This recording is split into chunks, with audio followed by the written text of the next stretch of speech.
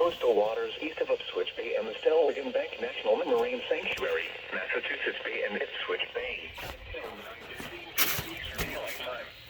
At 8:14 p.m. Eastern Daylight Time, strong thunderstorms were located along a line extending from Thatcher Island to Boston Route 44,013, moving east at 15 knots.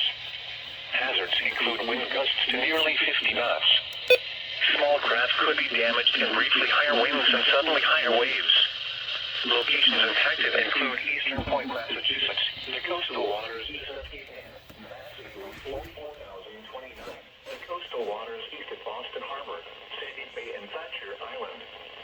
Move to Safe Harbor until hazardous weather passes.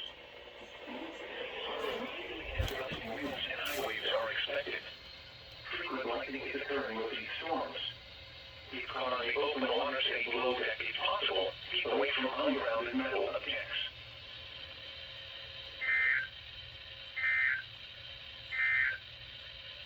The following is a summary of watches, warnings, and advisories in effect.